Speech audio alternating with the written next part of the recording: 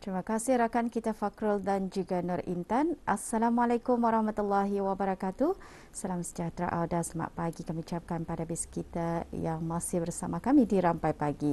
Dan apa khabar bis kita pada pagi ini? Kami mendoakan semoga bis kita je dalam keadaan yang sehat, dan bagi yang kurang sehat sentiasa mendengar apa yang disarankan oleh doktor dan juga makan ubat mengikut jadual yang telah pun ditetapkan. Kami mendoakan semoga bis kita juga akan sembuh seperti sedia kala. Amin, amin.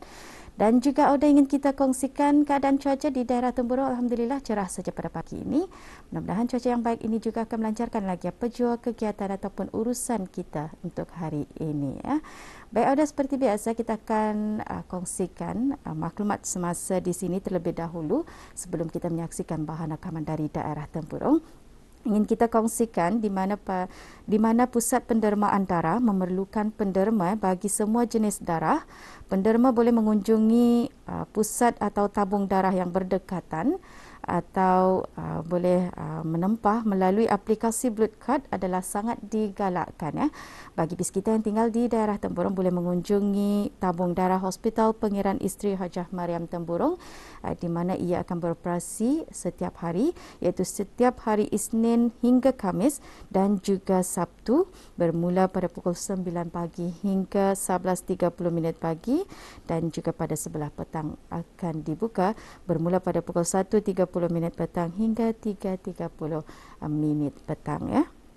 Baik, untuk seterusnya sudah kita akan saksikan bersama bahan yang telah pun kita sediakan pada pagi ini. Kita akan bersama dengan pendekatan rakan setugas kita Siti Zawati mengongsikan mengenai proses pembuatan telur masin. Kita saksikan bersama.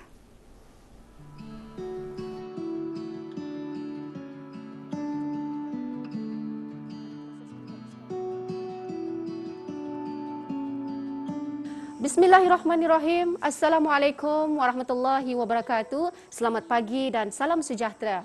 Alhamdulillah, Auda bertemu kita lagi untuk keluarannya pada kali ini. Kalau sebelum ini kami telah pun membuat pendekatan mengenai dengan ternakan itik, macam mana cara-cara untuk penjagaan ternakan itik ini. Untuk kali ini kami akan membawa Auda penonton untuk menyaksikan dengan lebih dekat lagi bersama dengan salah seorang pengusaha ternakan itik yang akan menunjuk cara-cara pemprosesan telur masin. Jangan ke mana-mana, teruskan bersama kami.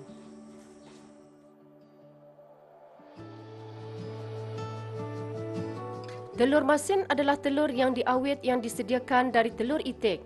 Telur masin merupakan makanan yang berkhasiat. Proses pengawitan telur masin adalah satu proses yang mudah, ringkas dan menguntungkan. Proses yang dilakukan tidak melibatkan peralatan yang mahal, memandangkan kandungan zat pemakanannya yang tinggi. Telur amatlah sesuai dijadikan makanan sebagai protein. Alhamdulillah, Auda, sekarang saya berada di kawasan bilik pemprosesan telur masin. Jadi apa yang dapat kita lihat dalam bakulan ni ada beberapa biji telur, lebih dari 30 biji telur yang telah pun dibersihkan, dan ada juga telur yang telah pun dijeruk selama 2 minggu. Jadi pada kali ini kami akan membawa Auda penonton untuk menyaksikan proses mula-mula sekali cara-cara pemprosesan telur masin. Jangan ke mana-mana, ikuti bersama kami. Anita Talur.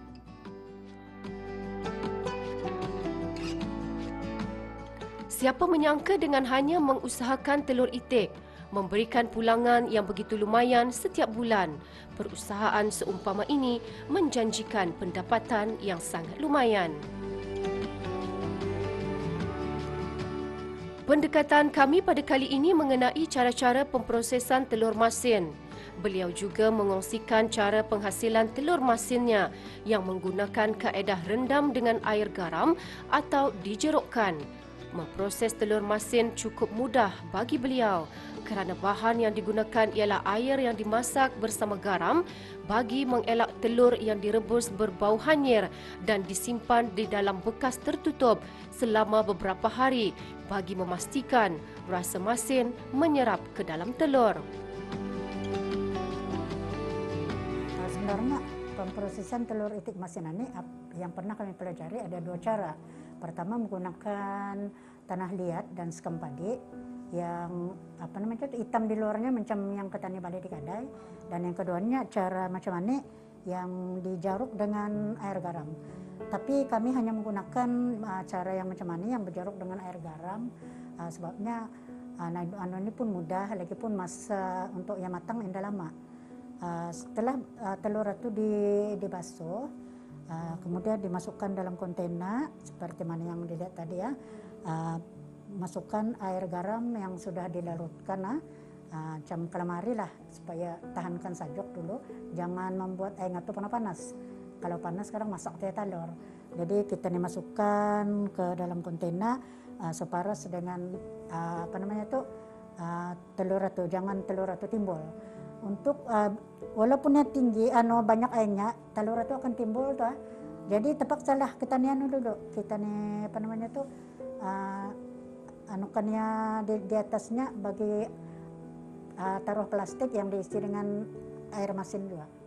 Kalau apa namanya itu itik itu macam misalnya indah banyak telurnya dalam sehari ya, jam 15 biji, 20, alang-alang juga akan diproses. Kami tahankan dalam 3 hari, baru proses, simpan dulu dalam icebox. Boleh toh? Boleh, jangan lebih daripada 3 hari lah. Kemudian barulah diproses supaya indah nyak tani. Kalau sedikit-sedikit buang-buang air garam saja kan. Di label tu kita? Di label di atasnya supaya kita nih tahu bila boleh kita nih membongkar talurannya nanti.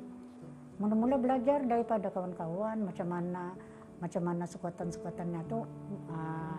Tapi belum pulang berapanya kita nih mengikut-ngikutnya orang ini. Coba dalam masa hampir sebulan mencoba cuma tuh ketani pun sudah tahu macam mana yang terbaik. Kalau ini indah kurang siraka, kurang apakah, jadi kita nih macam kita nih buat makanan juga lah. Ini orang kita nih dapat mengolah-olah macam mana cara yang terbaik dan yang bersesuaian untuk kita nih jadikan sebagai produk kita nih.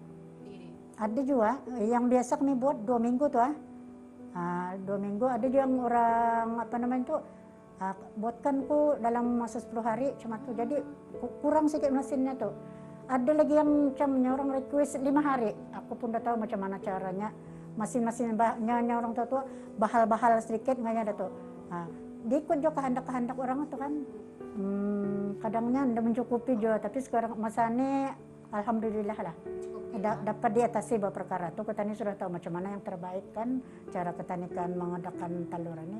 Petani kalau petani proses banyak-banyak macam mana, simpan dulu dalam icebox. Dia akan tahan dalam 3 bulan lebih. Kalau misalnya ada orang mungkin, misalnya besok ya akan ambil hari Minggu, hari Jumat. Jadi aku sediakanlah hari ini simpan dalam icebox supaya anda apa namanya tuh tahan lama, supaya tahan lama. Jelas terbukti dengan menjual telur itik hasil penternakan ini secara tidak langsung mengubah kehidupan bagi mereka yang mengusahakannya. Apa yang perlu ada ialah fokus sepenuhnya kepada ternakan. Diharap dengan adanya pengongsian ini menjadi inspirasi buat mereka di luar sana untuk berjaya. Alhamdulillah Auda, inilah dia telur yang telah pun selesai ataupun siap dimasukkan ke dalam tray.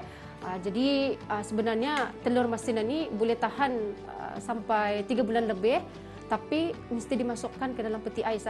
Okey, jadi pada penonton di luar sana, telur masin boleh bertahan selama 3 bulan lebih, tapi dengan syarat mesti dimasukkan ke dalam peti ais. Okey, jadi mudah-mudahan dengan adanya pendekatan kita pada kali ini akan dapat memberikan kita ni ilmu pengetahuan mengenai dengan telur masin, cara-cara pemprosesannya. Mudah-mudahan akan dapat dijadikan inspirasi juga kepada bis kita di luar sana. Hingga kita jumpa lagi. Assalamualaikum warahmatullahi wabarakatuh.